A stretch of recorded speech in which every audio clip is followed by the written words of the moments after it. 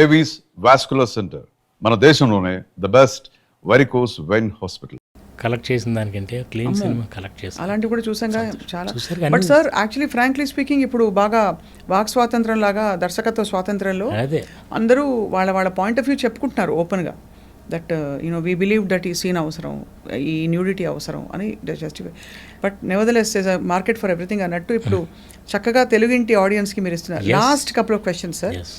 మీ దృష్టిలో చిరంజీవి గారు, నాగార్జున గారు, వెంకటేష్ గారు, తరుణ్, ఇంకా మీరు డైరెక్ట్ చేసిన హీరోలు అందరూ including Kamal, who is the most handsome? అయ్యో హ్యాండ్సమ్, ఒకళ్ళు హ్యాండ్సమ్ ఒకళ్ళు కాదని చెప్పలేమండి. కాకపోతే మీకు మన్మధుల్లో ఆయన స్టైల్, అసలు మన్మధుల్లో నాగార్జున గారు the best in his entire look hair style కూడా భలే సెట్ మీరు అంటే ఒక లుక్ సెట్ చేశారు ఆయన. అసలు అంటే నాగార్జున గారిలో ఒక స్టైల్ ఆయన బాడీలోనే ఉంది. నేను ఇన్ఫ్యాక్ట్ దానికి టార్గెట్ చేసి స్క్రిప్టింగ్ చేసాం మేము, ఆయనకి మ్యాచ్ అయ్యే విధంగా ఉండాలని. అలాగే వెంకటేష్ గారు బయట ఎంత హ్యాండ్సమ్ ఉంటారు, ఫిజిక్, పర్సనాలిటీ. చిరంజీవి గారిది ఒక కైండ్ ఆఫ్ చామ్, అంటే ఈ జస్ట్ ఆయన అంటే అక్కడికి వచ్చారని అంటే he will be the star of that place. ఏ రూమ్కి వచ్చినా he will dominate the whole atmosphere. మిగతా వాళ్ళందరినీ డామినేట్ చేస్తారు. అట్లా కావాలని చేయరు, బై హిమ్సెల్ఫ్. అంటే తెలియని వాళ్ళందరిలో ఒక అరిస్టోక్రసీ ఉంటుంది. I have seen that.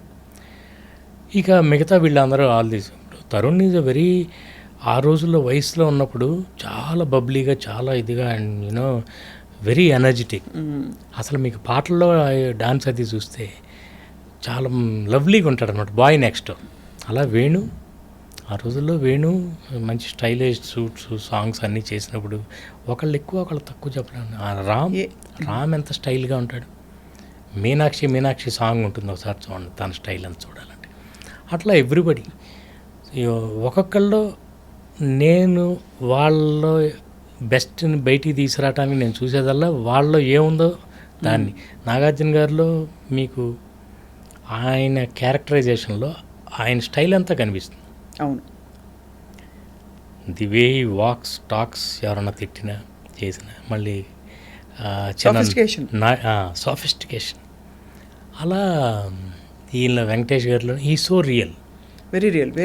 So that's the right word, perfect. He is very real. He doesn't try to show a stylish, అదంతా ఏమీ లేదు. He is so real, you love him so much. అట్లా చిరంజీవి గారు కొన్ని సీన్లు, ఆయన comedy ఒకటి మంచి టైమింగ్ అయింది. అయితే మాస్ సినిమాలకి ఎక్కువ మ్యాచ్ అవుతుంది, ఇలాంటి క్లాస్ సినిమాకి మ్యాచ్ అవుతుంది అని నన్ను అడిగారు చాలామంది. అవి రెండు ట్రై చేశాను నేను బ్లెండ్ చేయడానికి. I wanted to try a new blend. కొంతవరకు కుదిరింది, కొంతవరకు కుదరలా. అర్థమైంది అదే.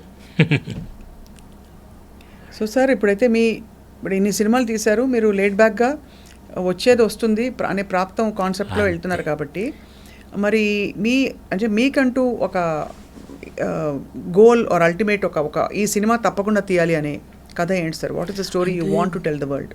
బేసిక్గా సినిమా ఈజ్ మై హాబీ. ఇది అయిపోయింది అనుకోండి, మళ్ళీ మొదటి నుంచి మళ్ళీ I will be like an apprentice starting.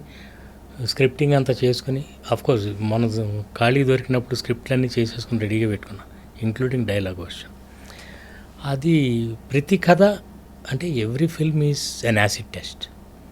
అయిపోయింది, ఇప్పుడు చెప్పేసాం, ఇంకోటి అలా కాదు. మళ్ళీ కథ అంటే మళ్ళీ దీనికి ఎంత కష్టపడ్డామో, ఇందులో కొన్ని తప్పులు చేస్తాం తెలుస్తుంది, అది కరెక్ట్ చేసుకుంటూ మళ్ళీ కొత్త తప్పులు చేస్తుంటాం. It is an eternal learning process.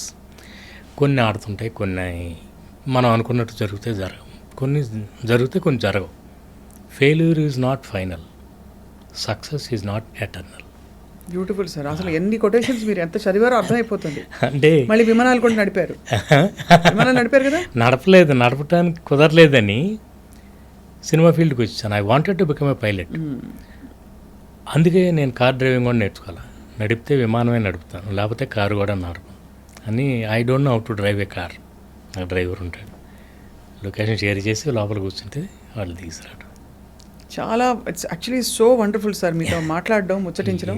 Usha Parinayam cinema ఎప్పుడు sir release? 2nd of August. అర్జెంటుగా ఫస్ట్ డే ఫస్ట్ షో టికెట్లు బుక్ చేసుకుని వెళ్ళి చూడాలి సార్. ప్లీజ్ హాయిగా. ఖచ్చితంగా I promise you, I won't disappoint you. అంటే యాజ్ అ ఫిల్మ్ మేకర్ అనమాట. అండ్ మంచి ఫ్యామిలీ అందరూ కలిసి చూడాల్సిన సినిమా, మళ్ళీ ఫ్యామిలీస్ అందరూ థియేటర్కి రావాలి. దాంట్లో నా వంతు ప్రయత్నం నేను చేస్తున్నాను.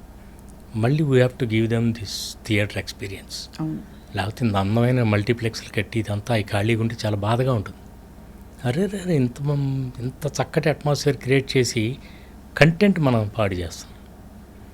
మీకు సోఫా కంటే కూడా అక్కడ సీన్ బాగుండాలి. సీన్ బాగుంటే సోఫా బాగాలేకపోయినా పర్వాలా.